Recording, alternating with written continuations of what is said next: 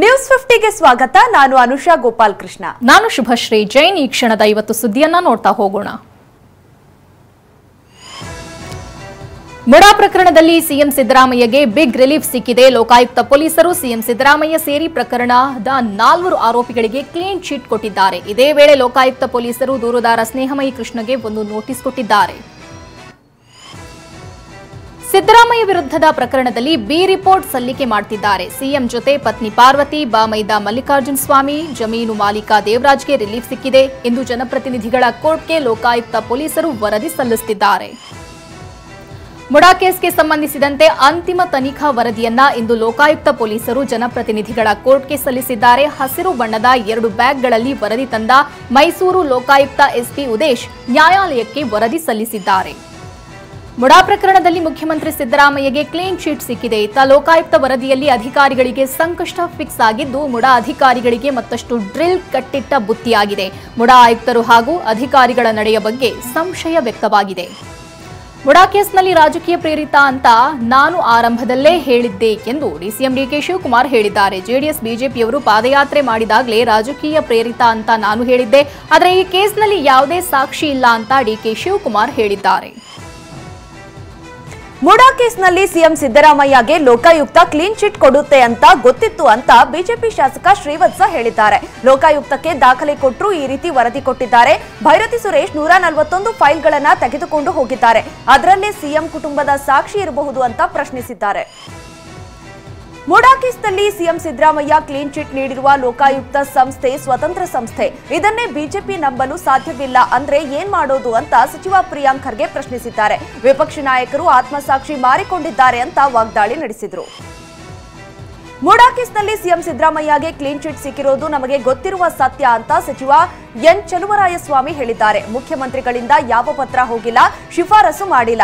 BJP ಸರ್ಕಾರದಲ್ಲಿ ಈ ತಪ್ಪು ಆಗಿರುವುದು ಅಂತ ಹೇಳಿದ್ದಾರೆ. ಸಿಎಂ ಸಿದ್ದರಾಮಯ್ಯಗೆ ಕ್ಲೀನ್ ಚಿಟ್ ಸಿಕ್ಕ ಕಾರಣ ಸಂತೋಷವಾಗಿದೆ. ಸಿದ್ದರಾಮಯ್ಯ ಹೆಸರಿಗೆ ಕಳಂಕ ತರಲು ರಾಜಕೀಯ ಪಿತೂರಿ ಕೇಸಿದು. ಮುಡಾ ಪ್ರಕರಣವನ್ನ ರಾಜಕೀಯವಾಗಿ ವಿಪಕ್ಷಗಳು ಬಳಸಿಕೊಂಡಿದ್ವು ಅಂತ ಸಚಿವ ಎಚ್.ಸಿ. ಮಹದೇವಪ್ಪ ಬೇಸರ ಹೊರಹಾಕಿದ್ರು. ಮುಡಾ ಪ್ರಕರಣದಲ್ಲಿ ಸಿಎಂ ಸಿದ್ದರಾಮಯ್ಯಗೆ ಕ್ಲೀನ್ ಚಿಟ್ ವಿಚಾರಕ್ಕೆ ಸಂಬಂಧಿಸಿದಂತೆ ಜೆಡಿಎಸ್ ಶಾಸಕ ಜಿಟಿ ದೇವೇಗೌಡ ಸಿಎಂ ಸಿದ್ದರಾಮಯ್ಯ ಪರ ಬ್ಯಾಟ್ ಬೀಸಿದ್ದಾರೆ. ಎಫ್ಐಆರ್ ದಾಖಲಾದ ಕೂಡಲೇ ಸಿದ್ದರಾಮಯ್ಯ ರಾಜೀನಾಮೆ ಕೇಳ್ತಿದ್ದರು. ಈಗ ನೋಡಿ, ಈ ಆರೋಪಕ್ಕೆ ಸಾಕ್ಷಿ ಇಲ್ಲ. ಈಗ ಏನ್ ಹೇಳ್ತಾರೆ? ಎಫ್ಐಆರ್ ದಾಖಲಾದ ಕೂಡಲೇ ರಾಜೀನಾಮೆ ಕೇಳಬಾರದು ಅಂತ ಹೇಳಿದ್ದಾರೆ. ಸಿಎಂ ಸಿದ್ದರಾಮಯ್ಯ ಭವಿಷ್ಯ ಮತ್ತು ಅದೃಷ್ಟ 2 ಗಟ್ಟಿಯಾಗಿದೆ ಎಂದು ಮೈಸೂರಿನಲ್ಲಿ ಜೆಡಿಎಸ್ ಶಾಸಕ ಜಿಟಿ ದೇವೇಗೌಡ ಹೇಳಿದ್ದಾರೆ. ಸಿದ್ದರಾಮಯ್ಯರಂತಹ ಅದೃಷ್ಟವಂತ ರಾಜಕಾರಣಿ ಇನ್ನೊಬ್ಬರಿಲ್ಲ.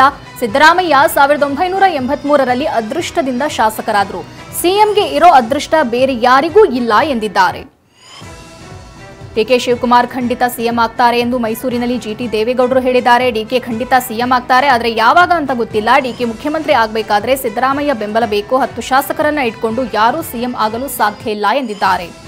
ಸಚಿವೆ ಲಕ್ಷ್ಮಿ ವಿರುದ್ಧ ಸಿಟಿ ರವಿ ಅವಾಚ್ಯ ಪದ ಬಳಕೆ ಮಾಡಿದ್ದ ಪ್ರಕರಣಕ್ಕೆ ಸಂಬಂಧಪಟ್ಟಂಗೆ ಶೀಘ್ರದಲ್ಲೇ ಬಗೆಹರಿಯುತ್ತೆ ಅಂತ ಸಭಾಪತಿ ಬಸವರಾಜ ಹೊರಟ್ಟಿ ಹೇಳಿದ್ದಾರೆ. ಈ ವಿಷಯ ನೀತಿ ನಿರೂಪಣಾ ಕಮಿಟಿ ಬಳಿ ಹೋಗಿದೆ. ಈ ಪ್ರಕರಣವನ್ನ ಬಗೆಹರಿಸುವ ಜವಾಬ್ದಾರಿ ನನ್ನ ಮೇಲಿದೆ ಎಂದಿದ್ದಾರೆ. ಸಿಎಂ ಆಗಿ ಸಿದ್ದರಾಮಯ್ಯನವರು ಮುಂದುವರಿತಾರೆ. ಮುಖ್ಯಮಂತ್ರಿ ಬದಲಾವಣೆ ಪ್ರಶ್ನೆಯೇ ಇಲ್ಲ. ಸಿದ್ದರಾಮಯ್ಯ ಮುಂದುವರಿಬೇಕೆಂದು ಶಾಸಕರು ಮುದ್ರೆ ಒತ್ತಿದ್ದಾರೆ ಎಂದು ಸಚಿವ ಎಚ್.ಸಿ. ಮಹದೇವಪ್ಪ ಹೇಳಿದ್ದಾರೆ. ಕೊಡಗು ಜಿಲ್ಲೆಯಲ್ಲಿ ಅಪ್ರಾಪ್ತ ಗರ್ಭಿಣಿಯರ ಸಂಖ್ಯೆ ಹೆಚ್ಚಳವಾಗಿದೆ. ಕಳೆದ 9 ತಿಂಗಳಲ್ಲಿ 59 ಪೋಕ್ಸೋ ಕೇಸ್ ದಾಖಲಾಗಿದೆ. 9 ತಿಂಗಳಿನಲ್ಲಿ 30 ಅಪ್ರಾಪ್ತೆಯರು ಗರ್ಭಿಣಿ ಆಗಿರೋದು ಪತ್ತೆಯಾಗಿದೆ. 30 ಅಪ್ರಾಪ್ತೆಯರ ಪೈಕಿ ಈಗಾಗಲೇ 14 ಬಾಲಕಿಯರಿಗೆ ಹೆರಿಗೆಯಾಗಿದೆ. ವಿರಾಜಪೇಟೆ, ಪೊನ್ನಂಪೇಟೆಯಲ್ಲಿ ಹೆಚ್ಚು ಅಪ್ರಾಪ್ತ ಗರ್ಭಿಣಿಯರು ಪತ್ತೆಯಾಗಿದ್ದಾರೆ. ಕ್ಯಾಮೆರಾ ಕದ್ದು ಕಳ್ಳರು ಪರಾರಿಯಾದ ಘಟನೆ ವಿಜಯನಗರ ಜಿಲ್ಲೆ ಟಿಬಿ ಡ್ಯಾಂನ ಗುಂಡಾ ಫಾರೆಸ್ಟ್ ಬಳಿ ನಡೆದಿದೆ. ಬ್ಯಾಕ್ ವಾಟರ್ ಫೋಟೋಶೂಟ್ಗೆ ಅಂತ ಫೋಟೋಗ್ರಾಫರ್ ತೆರಳಿದಾಗ ಕಾರಿನ ಗಾಜು ಒಡೆದು ಕೆನಾನ್ R5 ಕ್ಯಾಮೆರಾ ಮತ್ತು 4 ಲಕ್ಷ ಬೆಲೆ ಬಾಳುವ ಲೆನ್ಸ್ ಕಳ್ಳತನ ಮಾಡಿದ್ದಾರೆ. ಬೆಳ್ತಂಗಡಿ ತಾಲೂಕಿನ ಲಾಯಿಲಾ ಗ್ರಾಮದಲ್ಲಿ ಕಟ್ಟಡ ನಿರ್ಮಾಣಕ್ಕೆ ಜಾಗ ಸಮತಟ್ಟು ಮಾಡಲು ಜಿಲೆಟಿನ್ ಕಡ್ಡಿ ಸ್ಫೋಟಿಸಲಾಗಿದ್ದು, ಅಕ್ಕಪಕ್ಕದ ಮನೆಗಳು ಬಿರುಕು ಬಿಟ್ಟಿವೆ. ಕಾಂಗ್ರೆಸ್ ಮುಖಂಡ ಗಂಗಾಧರ್ ಗೌಡ ವಿರುದ್ಧ ಸ್ಥಳೀಯರು ಆಕ್ರೋಶ ಹೊರಹಾಕಿದ್ದಾರೆ. ಈ ಬಗ್ಗೆ ಕೇಳಿದ್ದಕ್ಕೆ ತಲಾ 10,000 ನೀಡೋದಾಗಿ ಗಂಗಾಧರ ಗೌಡ ಹೇಳಿದ್ರು ಅಂತ ಆರೋಪಿಸಲಾಗಿದೆ. ಚಿತ್ರದುರ್ಗ ತಾಲೂಕಿನ ಬಿದರಿ ಬೊಮ್ಮನಹಳ್ಳಿ ಗ್ರಾಮದಲ್ಲಿ ಗಣಿ ಲಾರಿ ತಡೆದು ರೈತರು ಆಕ್ರೋಶ ಹೊರಹಾಕಿದ್ದಾರೆ. ಜಮೀನಿಗೆ ತೆರಳುವ ರಸ್ತೆಗಳಲ್ಲಿ ಅಕ್ರಮವಾಗಿ ಅದಿರು ಸಾಗಣೆ ಮಾಡಲಾಗುತ್ತಿದೆ ಅಂತ ರೈತರು ಆರೋಪಿಸಿದ್ದಾರೆ. ಈ ವೇಳೆ ರೈತರು ಹಾಗೂ ಲಾರಿ ಚಾಲಕರ ನಡುವೆ ವಾಗ್ವಾದ, ನೂಕಾಟ, ತಳ್ಳಾಟ ನಡೆಯಿತು. ಕೋಲಾರದ ಮುಳಬಾಗಿಲು ತಾಲೂಕಿನ ಪದ್ಮಘಟ್ಟ ಬಳಿ ಪಂಪ್ ಮೋಟಾರ್ ಹಾಗೂ ಕೇಬಲ್ ಕಳ್ಳತನ ಮಾಡುತ್ತಿದ್ದ ಖತರ್ನಾಕ್ನನ್ನ ಪೊಲೀಸರು ಬಂಧಿಸಿದ್ದಾರೆ. ಆಂಧ್ರಪ್ರದೇಶದ ಪುಂಗನೂರು ತಾಲೂಕಿನ ಕುರಪಲ್ಲಿ ಗ್ರಾಮದ ಲೋಕೇಶ್ ಎಂಬ ಕಳ್ಳ ಅರೆಸ್ಟ್ ಆಗಿದ್ದಾನೆ.